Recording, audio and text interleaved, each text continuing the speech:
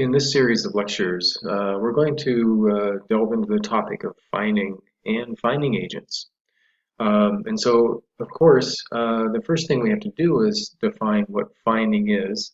We've talked about it a little bit, but let's go into it a little bit deeper. And then we'll also spend some time looking at a couple of different finding agents that are pretty common to use, and that also will address some of the issues that we find in wine that actually calls for finding agents. But first, let's go to some definitions.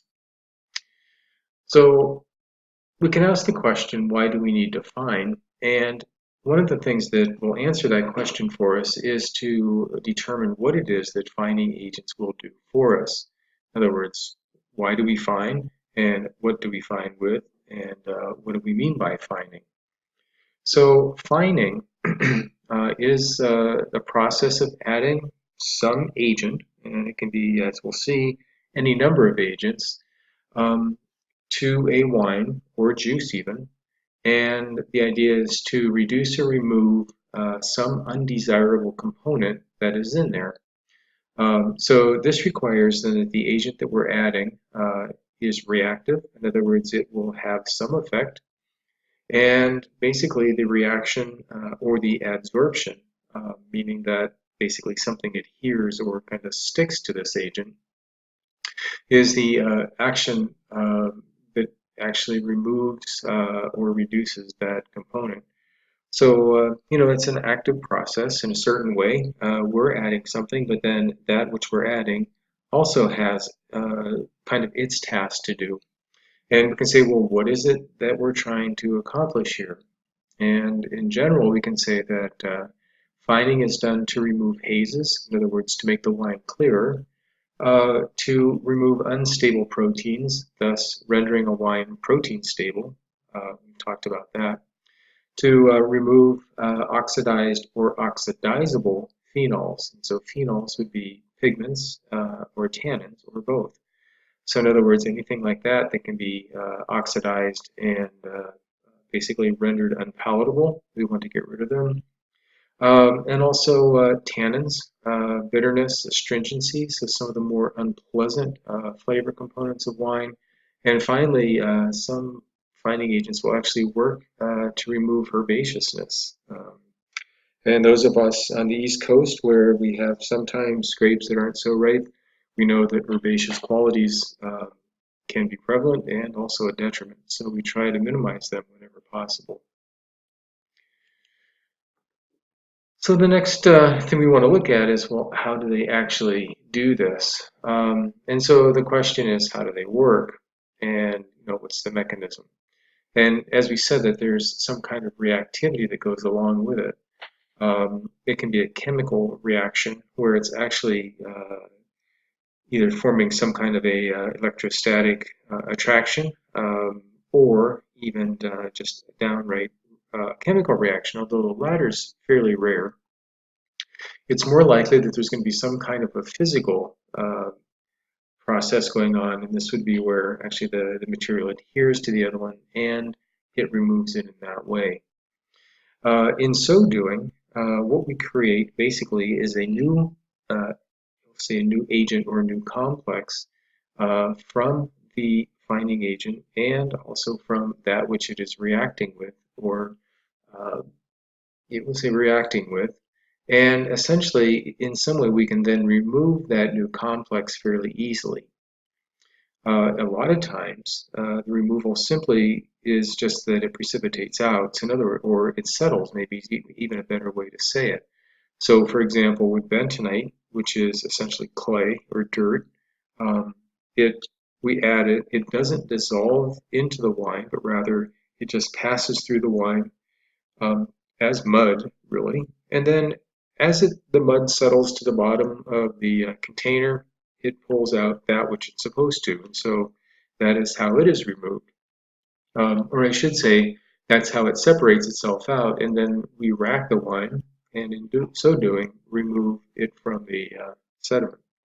And so that's how, bentonite has its effect. Now, bentonite and most other compounds all share another thing in common in this way, and that's that whatever we add basically is exactly what we take out, plus whatever else it's managed to kind of scarf up along the way. So it's not a case where we're adding something and it dissolves into the wine and does its work that way, but rather it just physically moves through the wine in its current form and in that fashion actually has its effect. What we'll find though is that many of these fining agents also could be rendered allergens to people who are susceptible to certain types of things, and most notably animal proteins. And so we'll take a look at those and also consider that when we're talking about them, that, in fact, we may have some situations where we've added something, for example, egg whites, that people may be allergic to. And so this might be of concern then, ultimately in the end, and it may be something we want to put on a label. In some countries it's required, not so in the United States, or at least yet. Let's just look at some examples though of some fining agents and also what effects they have and what they're used for. And this is a list of 7 of them, and basically this is we'll call it a bare bones skeletal list in a certain way because there's all kinds of them out there. But these are traditional ones as well as some fairly common ones still, and they're ones that are also very easy to use. So I think in that case it's worth looking at least for case studies, and then we can always expand what we're using as we read more literature, and also a lot of different sales brochures we might add because wine additive companies are always coming up with new fining agents for us to use and new just products in general to make our life easier and make our wine better, so they say. But let's look at some of these examples. So the first one is probably the most common, I would say, and that's bentonite. And bentonite is clay, and it's used for clarifications, and also for removal of unstable proteins. So it's just kind of a nice, easy to use fining agent that does some good. One of the other things that we'll look at are perhaps what are some of the risks of using some of these agents. We'll go through these again, by the way, in a little more detail in the next video. But just kind of bear in mind that these are not always like matches made in heaven, we'll say. In other words, you may have to do some work on them, and it may not be exactly what you want. So for that reason, we do a lot of bench testing, where we actually will create little samples with the agent at very specific levels of addition, and then we can compare them and find out which one not only does what we want, but doesn't do what we don't want. In other words, it doesn't take out things that we want to keep in there. So bentonite, first one we'll look at. Carbon is another one that's fairly common, at least in a certain way. It's a good one to remove color. It's a good one to remove odor. It will remove phenols, so it also will take out some of those harsh elements. What you have to understand, though, is that carbon is very active, and when we say decolorize, you can use it to strip all the color out of a red wine. You can use it to strip all the aroma out of any wine, and it will remove all the phenols if you really let it. In other words, it's pretty aggressive, and it's non-discriminate, so it just goes after everything and takes it all out. And sometimes that's a good thing because if you have a wine that's a bit spoiled, the carbon might be what is needed in order to get it back into something that at least is, we'll say, neutral enough that it can be blended. So in other words, probably on its own it's not there, but you can save a wine from having to dump it down the drain totally and at least get some value out of it. PVPP, or polyvinyl polypyrrolidone, is another common fining agent. It's actually one that I like to use on whites in certain circumstances because it does remove bitterness, and it's also a great way if you have a wine that's tasting just a bit tired or a little bit old looking. A little bit of PVP will kind of freshen it up a bit. And so, it has, again, some nice application, and it also has some possible negatives to it, we'll say. Gelatin, in some ways, is very similar to PBPP. It will remove tannins, so astringency, um, and it can also actually be pretty aggressive this way. It can remove color as well, and also just for general clarification. There are some people who like to use gelatin quite a bit. Uh, I, it's not one that I've found is actually very effective, at least in my perception. I find PBPP works better, so, but I always bench test it anyway to see if in fact it will help me out. The next one, egg whites, is probably one of the best finding agents to use on red wines, especially barrel-aged red wines. It can remove some of the excessive and maybe harsh or bitter tannins and make the wine a little bit more supple, a little softer, a little more color stable as well before bottling. So it's oftentimes done in the barrel right before the end of the barrel aging period with red wines as a way to get them ready for bottling. A very ancient, very traditional technique, um, and also very effective, and with a little bit of care, fairly easy to use. Casein, also another, these are all, by the way, a lot of these are protein derived. And casein is a milk protein. It's used to remove mostly oxidative elements. So if you have some browning or even some even off odor, like oxidized odor, casein might be a good option to reduce that for you. You can also tone down the oakiness if you have a little bit too much oak. And it also helps with a little bit of just plain clarity. So again, another very traditional fining agent and one that finds a lot of application even in current winemaking usage. The last one that we have on our list here is isinglass. And isinglass is also very traditional. Isinglass, believe it or not, is derived from fish bladders.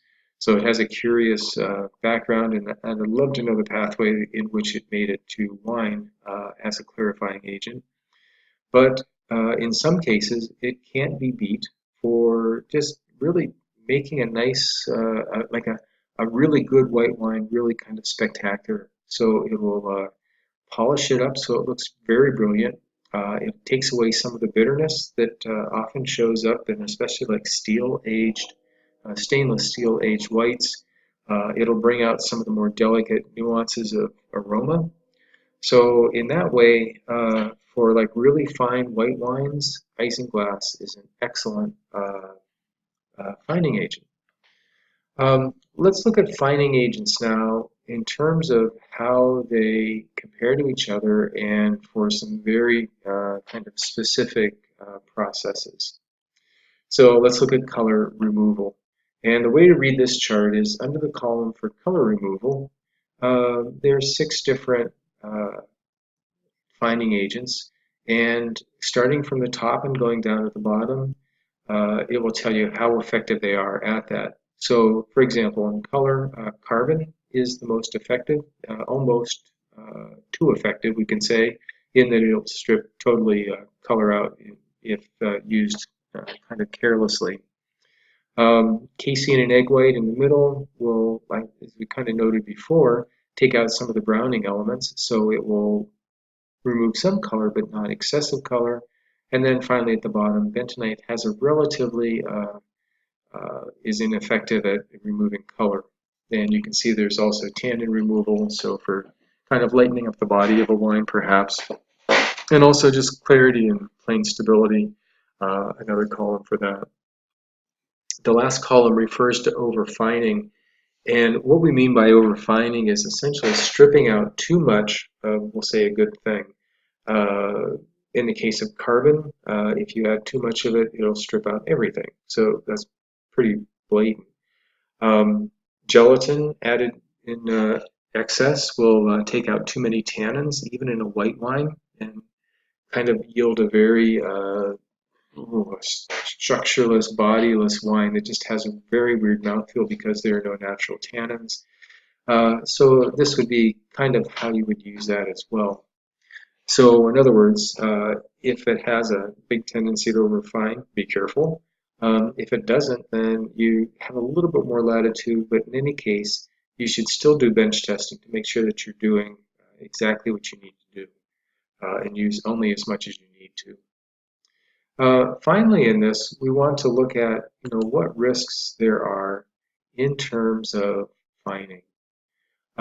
So the first one is kind of what we just finished up with, and that's that overfining, in other words, adding too much, may actually strip desirable qualities out of the wine, in addition to the ones that you want to get rid of. So they can be somewhat non-discriminate, and our rate of addition is how we control what is taken out and how much.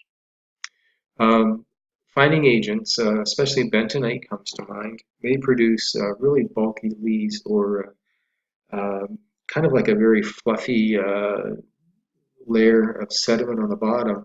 And the problem here is that you're essentially losing wine. So some of your volume may be lost when you rack this off because you want to rack carefully so that you don't pick up any of the sediment that's settled out from the fining agent.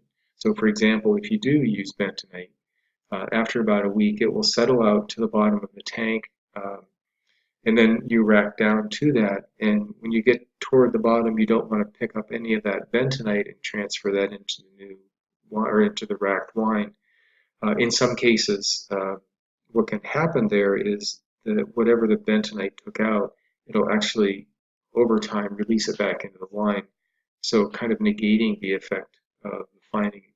So we want to, avoid the sediment after it's settled out, and that may mean throwing some wine away. Because we're altering the composition of the wine in just about every case, we can say stabilize or stabilization may change. In some cases, insignificant, and other cases you'll need to probably heat test again for protein stability, and may need to adjust or at least fine with bentonite accordingly. So in other words, we're kind of messing with the chemistry of the wine, and when we mess with chemistry, we throw off the equilibrium, and the wine will come back into equilibrium, and it may not be quite as stable as we thought, or it may be in a place where it actually produces more haze or more sediment. So this has to be kind of taken care of a little carefully as we go along. And also, something else that we have to take into consideration is basically remembering that fining agents are something that we're adding into our wine. And if we have a situation where the wine is not, or I'm sorry, where the fining agent has been contaminated, we can introduce that contamination into the wine. Some fining agents have shelf lives. For example, isinglass is a protein derived from a fish bladder. If it's not stored properly, it gets a really foul, fishy smell, not surprising, and also can be rendered somewhat ineffective, as well as somewhat smelling. It's actually not even somewhat, but just like smelling bad. So we have to be careful and make sure that we understand, what it should be like when we put it in, so that we're not adding something that could basically destroy the batch of wine for us or introduce some contamination to give us problems down the road. So those are some risks that we have to take. The last thing that I want to look at here is, what order should you kind of do this process of winemaking, including the fining agents.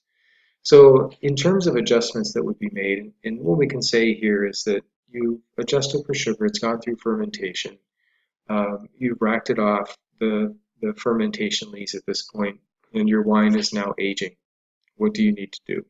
The first thing would be, well, you've gone through fermentation, check the acid, and check the pH. And if you need to adjust those up or down, now is the time to do it. So as soon after fermentation as possible, if you haven't even done this before fermentation.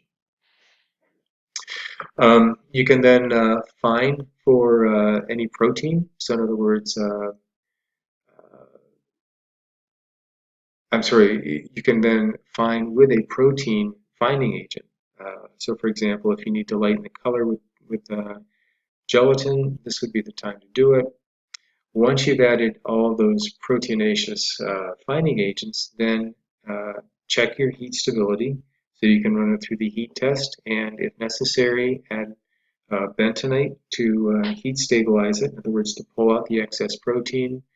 Rack it for your final time into the chiller for cold stabilization, and that should basically be the last thing you do before you get it ready to bottle. And for bottling, I would say filtration is in order, and that's about it. So this would be kind of where these findings fall in. Basically protein first, then bentonite, racking, and then finally cold stabilization. So this wraps it up for just kind of a general discussion about fining agents and proper fining procedures, at least at kind of an overview level. We'll probably delve into this a little bit more as well.